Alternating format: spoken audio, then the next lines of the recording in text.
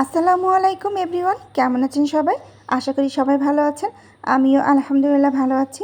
আজ আমি আপনাদের সাথে শেয়ার করব নীল পোলাও। তো নীল রঙের পোলাওটা কিভাবে বানালাম আর কোনো রকম রং ছাড়াই কিন্তু প্রাকৃতিক উপায়ে ঘরোয়াভাবে কিভাবে এই পোলাওর রঙটা নীল কালার করলাম সেই টিপসটা আমি আপনাদের সাথে শেয়ার করব। তো এখানে পোলাওর রং নীল কালার করতে আমার লাগবে নীল কালারের ফুল আমি এখানে অপরাজিতা ফুল ব্যবহার করব। তো অপরাজিতা ফুল তুলতে চলো এখন যাই। তো এই যে আমি চলে আসছি অপরাজিতা ফুল তুলতে।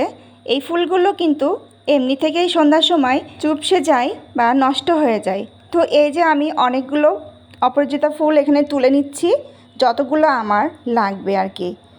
অনেকগুলো ফুল আমার এখানে আমি পেয়ে গেছি। তো এই ফুলের রঙটা কিন্তু একেবারে গাঢ় নীল। তো ফুলগুলো তুলতে গিয়েছিলাম কিন্তু একেবারে পরন্ত বিকালে, যার জন্য আরও বেশি ডিপ নীল দেখা যায়নি। তো এই যে আমার ফুলগুলো আমি তুলে নিয়ে আসা হয়ে গেছে। তো ফুলগুলো আনার পরে আমি খুব ভালো করে ফুলগুলো ধুয়ে নেব, কারণ ফুলে অনেক ময়লা থাকে, পোকা থাকে, এগুলো আমাকে খুব ভালোভাবে ধুয়ে নিতে হবে। তো আমি এখানে একবার ধুয়ে নিয়েছি, দেখুন কতগুলো ময়লা পেয়েছি। তো আমি আবারও আরেকবার ধুয়ে নেব, দেখি আর একটু ময়লা বের হয়ে যায় নাকি। তো আমার দুইবার ধোয়া হয়ে গেছে। এখন আমি একটা ডালায় একটু পানি ঝরাতে রেখে দিয়েছি। আর আমি এখানে ছোট্ট একটা বাটি নিয়েছি, এই বাটিতে আমি পোলাও চাল নিয়েছি। তো এখন আমি ভালো করে ধুয়ে নেব পোলাও চালটা। তো ভালো করে ধুয়ে নেওয়া হয়ে গেছে। আর এখন আমি একটু দিয়ে দিচ্ছি কড়াইতে ঘি, আর দিয়ে দিলাম এলাচ এবং দালচিনি, আর এখন দিয়ে দিলাম ধুয়ে রাখা সেই পোলাও চালটা। দেওয়ার পরে খুব ভালো করে একটু নাড়াচাড়া করে একটু লাল লাল করে ভেজে নেব, তাহলে ভাতটা আমার ঝরঝরা হবে। তো এই যে আমার ভেজে নেওয়া হয়ে গেছে, এখন নামিয়ে ফেললাম। তো এখন সেই কড়াইতেই, যে কড়াইতে আমি চালটা ভাজলাম, ওই কড়াইতে সেই ছোট বাটিটার মাপ আড়াই বাটি পানি দিলাম। আমরা সবাই জানি এক বাটি চালের জন্য দুই বাটি পানি, কিন্তু এখানে আমি যেহেতু ফুলটা ফুটাবো, আমার কিছুটা পানি ওখানে লস হবে, এই কারণে আমি আড়াই বাটি পানি দিয়েছি। এখন আমি সেই পানির ভিতরে ফুলগুলো দিয়ে দেব। তো এই যে আমি পানির ভিতরে সবগুলো ফুল এখন দিয়ে দিচ্ছি। ফুলগুলো দেওয়ার পরে একটু নাড়াচাড়া করে দেখাচ্ছি যে ফুলগুলো কিন্তু একটু পানিটা গরম হয়ে যাওয়ার পরে কিন্তু রং ছাড়তে শুরু করেছে, এই যে দেখেন। তো আমার ফুলটা কিন্তু রং ছাড়তে শুরু করেছে, আর ফুলটার কালার যখন একেবারে মনে হবে যে আর কোনো রং নেই, ফ্যাকাশে হয়ে গেছে, তখন কিন্তু আমার বুঝতে হবে যে আমার রংটা পুরোটাই বের হয়ে গেছে, আর জাল করার কোনো দরকার নেই।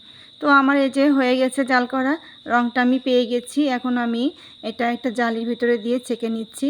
তো আমার এই যে এই রংটা কিন্তু লাগবে ভাত রান্না করতে, পোলাও রান্না করতে।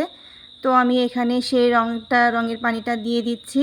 এবার আমি পোলাও চাল যেটা ভেজে রাখছিলাম সেই গরম পানির ভিতরে বা সেই রঙের ভিতরে দিয়ে দিলাম। তো এখন আমি একটু নাড়াচাড়া করে ঢাকনা দিয়ে ঢেকে দেব। মৃদু আছে 10 মিনিটের জন্য ঢাকনা দিয়ে রাখলাম। আর আমি এখানে কিছু ফুল নিয়ে রেখেছি, এই ফুলগুলো দিয়ে আমি এখন একটু অপরাজিতা ফুলের চপ বানাবো। তাই একটা বাটিতে এখানে বেসন নিয়ে নিয়েছি, আর নিয়েছি একটু শুকনো মরিচের গুঁড়া নিয়েছি, আর জিরের গুঁড়া, আর গরম মশলার গুঁড়া, আর একটু লবণ দিয়ে মাখিয়ে নিয়ে একটু অল্প অল্প করে পানি দিব, যাতে একবারে পানি দিলেই পাতলা না হয়ে যায়। একটু একটু করে পানি দিলে আমার পছন্দ মতন একটা গোলা তৈরি হবে। তো এই যে আমার এখন গোলাটা তৈরি হয়ে গেছে। এখন আমি ফুলটা গোলার ভিতরে চুবিয়ে চুবিয়ে তেলের ভিতরে এখন ভেজে নেব। এই ফুলের চপটা খেতে অসম্ভব মজা হয়। তো আমি সবগুলো ফুল এইভাবে চপের আকারে দিয়ে দিলাম তেলের ভিতরে। এখন উল্টে পাল্টে ভালো করে ব্রাউন কালার করে ভেজে নেব। আমিও কিন্তু একসময় জানতাম না এই ফুলের চপটা খেতে কিন্তু অসম্ভব মজা হয়, বেগুনির থেকেও ভালো লাগে খেতে। এখন আমার সবগুলো চপ ভেজে নেওয়া হয়ে গেছে। আর এই যে সেই ভাতটা দেখেন, নীল কালারের ভাত, কত সুন্দর হয়েছে। তো এখন খুন্তি দিয়ে একটু উল্টাপাল্টা করে দিই। আমি তো এতক্ষণ এটা দমে রাখছিলাম। তো আমার এই পোলাও ভাতটা রান্না হয়ে গেছে। এখন আমি একটু আপনাদেরকে দেখাচ্ছি কতটা সুন্দর হয়েছে। এটা ঝরঝরা, একেবারে ঝরঝরা পোলাও হয়ে গেছে। একটু ডেকোরেশন করে আমি আপনাদেরকে দেখাচ্ছি। যে বাটিটায় পোলাও চাল মেপে নিয়েছিলাম, দেখেন সেই চাল কিন্তু তার দ্বিগুণ, 3 গুণ, 4 গুণ হয়ে গিয়েছে ভাত, দেখছেন। তো এখন সেই বাটিটাই আমি এখন একটু আপনাদেরকে দেখাবো ডেকোরেশন করে। তো একটা প্লেট নিলাম, আর প্লেটের উপরে আমি এই বাটিটাও উবুর করে দিলাম, আর একটু পরে একটু ঠাসা দিয়ে এরকম সুন্দর একটা শেপ তৈরি করে নিলাম। দেখেন কতটা সুন্দর হয়েছে নীল কালারের পোলাও। আর এখানে আমি সেই অপরাজিতা ফুলের চপ করে রেখেছিলাম, সেগুলো দিলাম। আর আমি অফ ক্যামেরায় একটু চিকেন ভেজে নিয়েছিলাম, তো সেটা দিয়েও আমি এই পোলাওটা খাবো। এখন আমি আপনাদেরকে খেয়ে দেখাচ্ছি এই পোলাওটা কতটা সুন্দর হয়েছে। আমি এখানে ঘি ব্যবহার করেছিলাম, তো ঘি ব্যবহার করাতে পোলাওর ফ্লেভারটা আরও সুন্দর হয়েছে। আর দেখেন সেই অপরাজিতা ফুলের চপটা ভিতরেও কত সুন্দর নীল, আর খেতে কিন্তু অসম্ভব মজা হয়েছে। তো বন্ধুরা, আপনারা একদিন করে খাবেন এরকম নীল কালারের ভাত অথবা পোলাও কিছু একটা। আর এই যে আপনার অপরাজিতা ফুলের চপটা কিন্তু অবশ্যই করে খাবেন, এটা কিন্তু বিকালের নাস্তায় খুব ভালোভাবে জমবে। এটা কিন্তু আমি খুব পছন্দ করেছি, বাচ্চারা খুব পছন্দ করেছে খেতে। আর আমি একটু চিকেন ভেঙেও এর সাথে খাচ্ছি।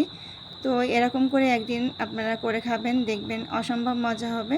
তো আমরা কিন্তু সব সময় একরকম খাবার খেয়ে অভ্যস্ত, তো মাঝে মাঝে একটু ডিফারেন্স কিছু করে খেলে মুখে ভালো লাগবে। তো এতক্ষণ ধৈর্য ধরে আমার ভিডিওটা দেখার জন্য সকলকে ধন্যবাদ। আজকের ভিডিওটা এ পর্যন্তই, দেখা হবে অন্য কোনো ভিডিও। ততক্ষণে সবাই ভালো থাকবেন, সুস্থ থাকবেন। আল্লাহ হাফেজ।